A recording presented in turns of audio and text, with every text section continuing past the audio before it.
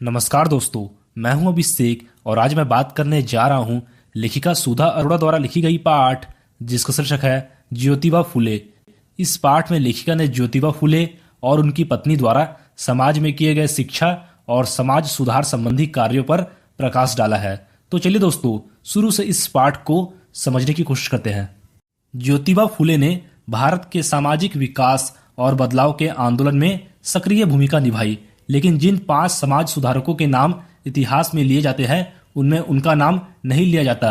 ज्योतिबा फुले ने पूंजीवादी और पुरोहितवादी मानसिकता का खुलकर विरोध किया, जिसके प्रमाण है उनके द्वारा स्थापित सत्यशोधक समाज और उनका क्रांतिकारी साहित्य। महात्मा ज्योतिबा फुले ने वर्ण, जाति और वर्ग व्यवस्था में निहित शोषण प्रक्रिया को एक दूसरे का पूरक बताया।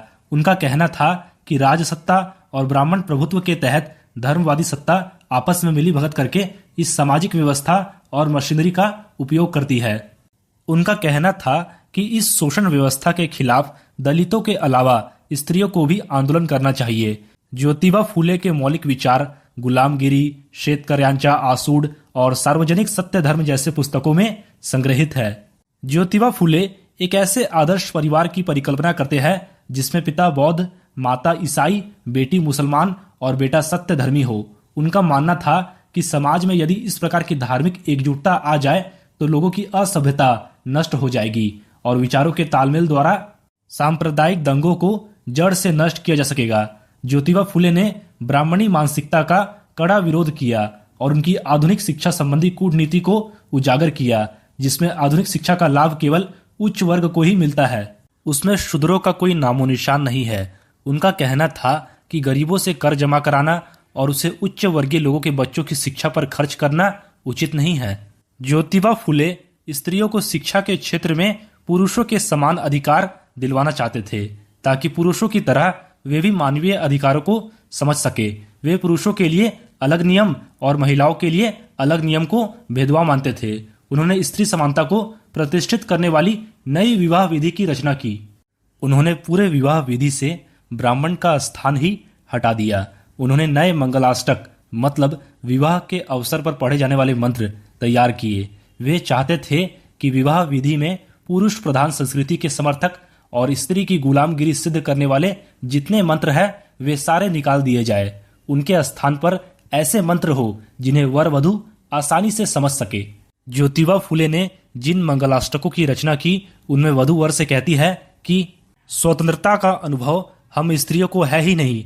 इस बात की आज शपथ लो कि स्त्री को उसका अधिकार दोगे और उसे अपनी स्वतंत्रता का अनुभव करने दोगे। यह आकांक्षा सिर्फ वधू की ही नहीं बल्कि गुलामी से मुक्ति चाहने वाली हर स्त्री की थी। स्त्री के अधिकारों और स्वतंत्रता के लिए ज्योतिबा फुले ने हर संभव प्रयास किए। ज्योतिबा फुले को उनके त्याग और समाज के उन्नति से जुड़े उनके लोक कल्याणकारी कार्यों के लिए 1888 ईस्वी में महात्मा की उपाधि प्रदान की गई, लेकिन वे जीवन भर एक आम आदमी बनकर ही समाज सेवा के महान कार्यों से जुड़े रहे। महात्मा उपाधि दिए जाने पर उन्होंने कहा था कि मुझे महात्मा कहकर मेरे संघर्ष को पूर्ण विराम मत दीजिए। उनका मानना था कि महंत के पद पर बैठा व्यक्ति आम लोगों की तरह संघर्ष नहीं कर सकता। ज्योतिबा फुले जो बोलते थे वो करके दिखाते थे। इसका सबसे बड़ा प्रमाण है उनके द्वारा उनकी पत्नी सावित्री बाई को शिक्षित करना। उनकी सहायता से ही उनकी पत्नी सावित्री बाई ने न सिर्फ मराठी भाषा सीखी बल्कि अंग्रेजी लिखना पढ़ना भी सीख लिया। सावित्री बाई को बचपन से ही शिक्षा में रुचि थी।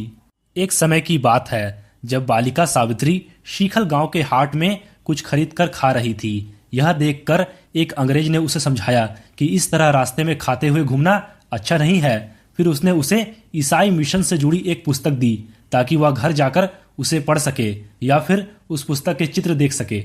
सावित्री ने उस पुस्तक को संभाल कर रखा और 1840 ईस्वी में ज्योतिबा फुले के साथ विवाह के बंधन में बंधने और फिर उनके द्वारा शिक्षित किए जाने के बाद उन्होंने वह पुस्तक पढ़ी।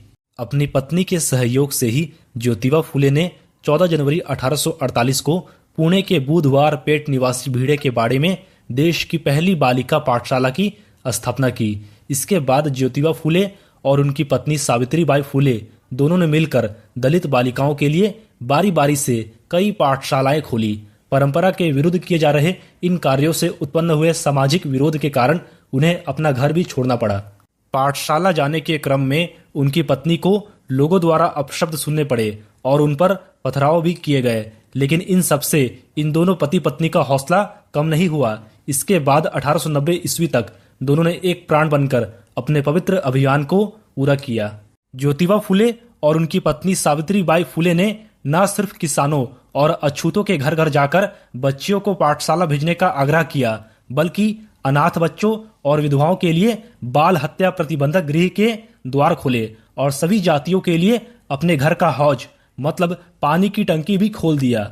इस प्रकार फूले दंपत्ति ने सामाजिक अनुचित प्रथा, अंधविश्वासों और अनीतिपूर्ण प्रथा का खुलकर विरोध करके दलित शोषितों को उनके अधिकारों के प्रति जागरूक किया।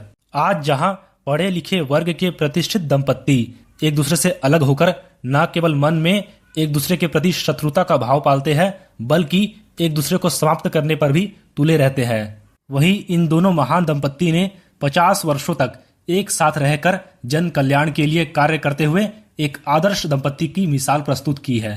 तो दोस्तों, इस वीडियो को लाइक और शेयर करके आप हमारा आत्मविश्वास बढ़ा सकते हैं और हमारे चैनल पर पहली बार आए हैं तो चैनल को सब्सक्राइब जरूर करें। धन्यवाद।